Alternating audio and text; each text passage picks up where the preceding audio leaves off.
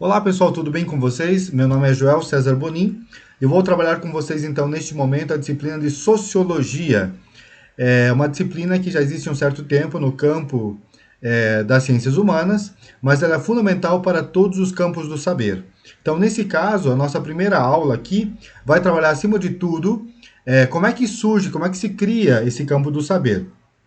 Então, nessa primeira aula, a intenção mais importante é entendermos quais foram as pré-condições necessárias para que a sociologia surgisse no mundo. Entretanto, vale lembrar que ela aparece fundamentalmente na história depois da Revolução Francesa.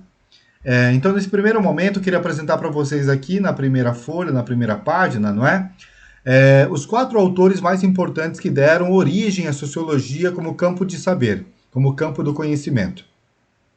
Augusto Comte é considerado o pai da sociologia porque foi o primeiro autor, não é? O primeiro pensador que criou efetivamente esse conceito. Depois vem Emile Durkheim, depois Max Weber e depois Karl Marx. Vale lembrar então que são dois autores fundamentais, não é? Augusto Comte e Durkheim como autores franceses. Logo em seguida, dois autores alemães, Max Weber e Karl Marx. Aqui nós temos então uma citação inicial para falar sobre o conceito de natureza. Na verdade, Norbert Elias, que aparece aqui para vocês, ele é um autor importante que vem depois, mas não tão importante quanto esses quatro autores que estão aí. Qual que é o ponto mais importante do conceito de natureza? Acima de tudo, dizer que o homem, que o ser humano é, afinal de contas, um ser que vem e é fruto da natureza, mas não só. Ele vai muito mais além do que o mundo físico que nos é dado. Porque a primeira preocupação que o ser humano vai ter para superar o pensamento da própria natureza é questioná-la. E nesse sentido, então, é muito importante perceber o fator que nós temos aqui como fundamental, que é justamente ultrapassar o pensamento meramente mítico ou religioso, questionando qual é a origem do universo, qual que é a origem das coisas, qual que é o surgimento das coisas. Então, nesse caso, esse é o primeiro conceito muito importante. Então, assim, essa primeira aula, eu vou passar rapidamente aqui os aspectos mais importantes e depois vocês com calma vão ler, então, esse material que é muito curto, de apenas 12 páginas.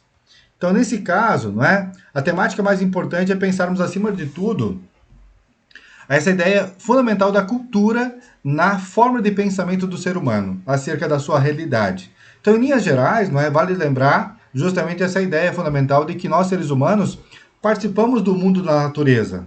Mas as espécies mais evoluídas, não é, ou aquelas que mais se adaptaram ao mundo social e ao mundo natural, conforme Darwin, se dão justamente no sentido de que esses seres vivos, esses animais e nós seres humanos também, fomos capazes de nos adaptar comportamentalmente ao mundo no qual nós estamos colocados. Então, por isso o ser humano hoje habita quase todas as regiões do planeta, porque o ser humano ele é capaz de se adaptar aos climas e aos ambientes nos quais ele está colocado.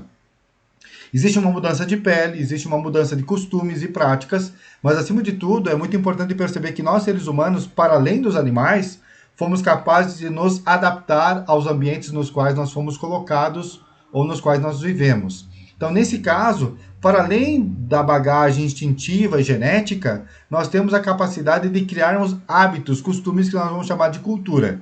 Então, nesse caso, essa ideia da cultura é uma coisa que se aprende, que se assimila e que se passa adiante. Então, e ela vai variando de acordo com o tempo e o espaço. Então, nesse caso, vem fortemente aqui o papel da socialização. Nós, seres humanos, além de termos aspectos instintivos, nós temos elementos que nos constituem do ponto de vista cultural. Por quê? Nós aprendemos quase tudo aquilo que sabemos por socialização e não apenas por um instinto genético, porque nós herdamos isso. Nós aprendemos quase tudo através de um mundo cultural, que nesse caso então aqui, né, colocando rapidamente, né, é desenvolvido por um sistema simbólico comunicado através de um processo linguístico bem complexo, né, que transmite acima de tudo aquele conhecimento que nós temos e que define quem nós somos. Então a linguagem, os hábitos, os costumes, as práticas, todas elas não são herdadas geneticamente, elas são herdadas socialmente falando. E por isso, justamente, a capacidade de adaptação. Então, por isso, um ser humano pode aprender mais do que uma língua. O ser humano pode aprender mais do que um sistema de vida. Porque, de acordo com o lugar no qual ele está colocado, ele pode se adaptar e aprender. Então, esse é um processo interessante, que não é dado apenas geneticamente na nossa vida. Então, nesse caso, nós vamos para a escola, nós aprendemos, nós temos costumes, e nós vamos, assim, aprendendo também um arcabouço sociológico. Então, por isso, por exemplo, né, palavras e expressões como contexto social, classe, extrato, aqui com S, para pensar a ideia de camada social, né? Camada também aparece ali, né? Movimento, conflito social, são coisas que nós aprendemos pela mídia, mas nós também aprendemos através da experiência social na qual nós estamos colocados. Então, essa ideia de aprender de acordo com o meio, por exemplo, é uma coisa que se fala muito hoje na mídia, mas também é uma ideia muito importante para pensar o quanto que nós somos é, herdeiros, entre aspas, né, herdeiros de uma prática social. Nós estamos colocados numa prática social.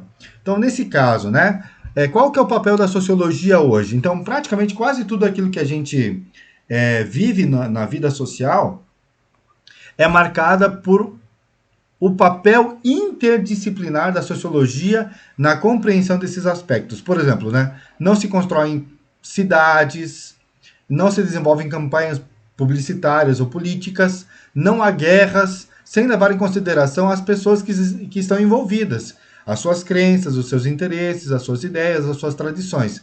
Então, tudo isso é marcado pela ideia de que a sociologia tem um papel importante para compreender essa realidade. Então, por exemplo, aqui vem a figura 3, né? Como é que eu vou compreender a realidade nacional se eu não tenho um censo para saber quais são as pessoas que vivem em determinada cidade, localidade, região? Então, nesse sentido, a sociologia tem um papel muito importante para compreender isso. Então, nesse caso, ela não tem uma resposta definitiva sobre a sociedade, mas ela tem um papel importante para interagir com outras ciências e vice-versa. Por exemplo, né, se alguém vai trabalhar, por exemplo, com o desenvolvimento urbano de uma cidade, a organização arquitetônica de uma cidade, ela tem que levar em consideração o papel da sociologia, para compreender como é que se compreende, como é que se vive, ou como é que se analisa como um determinado grupo social vive em uma determinada localidade da cidade. Então, esse é um ponto bem importante. Então, por isso, a sociologia é importante, é indispensável na formação da juventude, dos profissionais, dos cidadãos e de todo mundo que precisa compreender como a sociedade funciona. Mas, para isso, vale lembrar, então, como é que são, ou quais que são, as pré-condições que dão base para o surgimento da sociologia. Então, nesse caso, o primeiro ponto mais importante, vale lembrar, começa lá com os gregos. Porque eles tentaram, já naquele tempo, questionar os valores mitológicos, os valores religiosos da sua época, não dando mais a um ser divino o poder sobre a vida deles, dos cidadãos, mas, acima de tudo, tentaram entender que os acontecimentos que ocorrem numa sociedade são resultado também das próprias ações humanas. Ou seja, o destino das pessoas não é uma coisa que vem de Deus ou dos deuses, mas é, na verdade, resultado da própria ação que os seres humanos têm sobre si mesmos. Né? Então, nesse caso, essa é a primeira ideia mais importante. Por exemplo, não é? Já os egípcios e os babilônicos, eles tinham no seu mundo social uma prática racional, mas era muito mais voltada à solução de problemas práticos, mas não pensar sobre a própria vida. Ou seja, todo conhecimento adquirido, por exemplo, entre os egípcios, era muito prático, um saber prático para resolver problemas cotidianos, mas ainda existia uma grande influência da religião ou da religiosidade. Então, justamente com os gregos, vai acontecer um elemento muito importante, que é fazer com que os próprios seres humanos pensem acerca das suas próprias vidas. E essa vai ser a grande diferença histórica e a importância dos gregos para o mundo ocidental. Então, pensar de forma racional sobre a vida é um primeiro elemento importante para superar uma resposta divina ou religiosa. Então, não se trata de uma negação total da religião, mas de dizer existem outras respostas. Não existe uma resposta única sobre o mundo. Tanto é que, se você for analisar do ponto de vista filosófico, Tales de Mileto foi o primeiro cara que foi pensar a ideia de que a origem do mundo estava na água. Mas ele não foi o único. Outras pessoas vieram dizer, não, é o fogo. Outras pessoas vão dizer, não, é o ar. Não, outras questões vão dizer que é o indeterminado. Então, nesse caso, o mais importante é dizer o seguinte, é o primeiro passo que foi dado para responder sobre o mundo de uma forma diferente da habitual. Então esse é o primeiro elemento mais importante. E a questão habitual era a religião, né? Era a questão mítica ou mitológica, né? Então nesse sentido é muito importante perceber que todo esse pensamento grego ele vai ser de certa maneira assumido pela religião através do cristianismo, e esse pensamento questionador ele vai desaparecer durante um bom tempo da história, através do período da Idade Média. Então, nesse sentido, esta visão questionadora, essa visão debatedora, inquiridora sobre o mundo, ela vai ser mais ou menos que solapada, eclipsada pelo pensamento religioso cristão da época. Tanto é que muitos pensadores gregos são assumidos por pensadores cristãos, como Santo Agostinho e Tomás de Aquino. Platão vai assumir muitos pensamentos que vêm... Santo Agostinho vai pegar muitas ideias que vêm do Platão e o São Tomás de Aquino vai assumir muitas ideias que vêm do Aristóteles. E esse pensamento crítico, ele vai reacender uma reflexão a partir do iluminismo com o Renascimento. Então, o Renascimento, na verdade, então, o Iluminismo é um período mais ou menos assim, Renascimento depois Iluminismo. Então, nesse caso, o Renascimento ele aparece como um questionamento dessa visão hegemônica do pensar, que era originário, digamos assim, do pensamento medieval. Então, nesse caso, né, reacende ali com o Renascimento uma crítica com relação ao pensamento medieval e um reacender, né, um renascimento da ciência e da racionalidade. Então, essa é uma ideia muito importante aqui. Então, existe uma nova ideia, um novo homem, um novo ser humano que aparece a partir da ideia do Renascimento, calcado muito mais na curiosidade, na dúvida, na valorização do ser humano, em detrimento, em parte, do ser divino. Então, essa é uma questão muito importante aqui. Tá? Então, aqui o que vai acontecer de maneira muito importante e fundamental nesse período é o surgimento da prensa, ou, se a gente quiser, hoje da imprensa, da ideia de que nós temos textos impressos para leitura e para a divulgação do pensamento. Então, o que é mais curioso a partir de Gutenberg, então, na Europa, é o fato de que esse pensamento não está agora centralizado em mosteiros, não está centralizado na mão da Igreja Católica da época.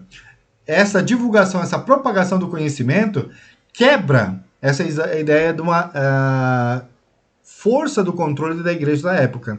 Então, agora o que nós temos vai ser a divulgação do pensamento através da imprensa, né, através de textos, através de jornais, né, onde haverá uma grande divulgação do pensamento crítico e empírico, de tal modo que as pessoas agora podem ter acesso à leitura desses textos. É claro que nem todo mundo tem acesso nesse período à leitura, nem todo mundo tem informação para ler, mas a divulgação já é um grande passo para a democratização do acesso ao conhecimento. Esse é um primeiro ponto muito importante. Tá? E ao mesmo tempo, nessa ideia muito forte social, que surge a partir da Renascença, né, do Renascimento, é justamente também a ideia de uma utopia. O que a utopia seria? Em tradução literal, é um lugar onde não há lugar, ou não lugar nenhum, como aparece aqui no texto. Nesse caso, o que é muito interessante perceber é que, através da divulgação do pensamento, essa utopia serve como referência para criticar a realidade, o mundo perfeito ideal que queremos e o mundo real que nós vivemos.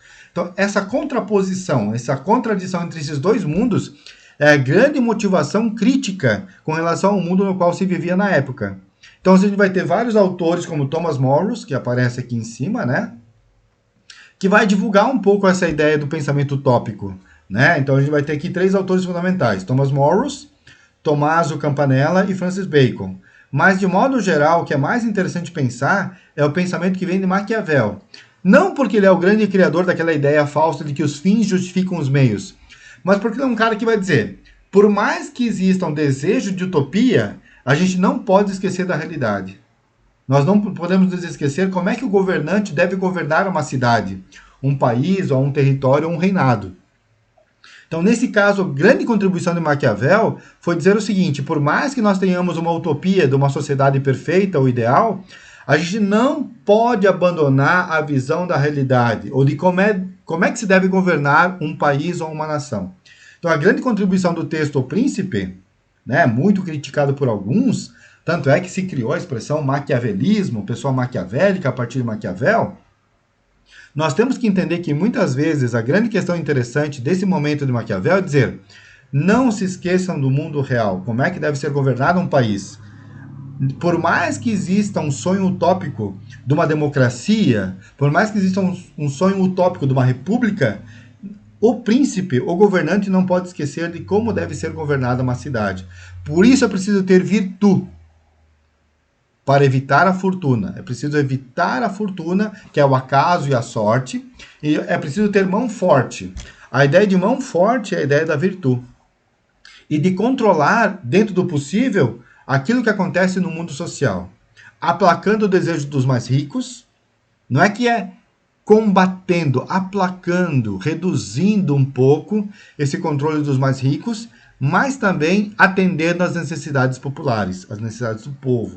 Então, isso é uma questão muito interessante. Tanto é que Maquiavel até hoje é estudado. Né? Então, olha só, ele morreu em 1527.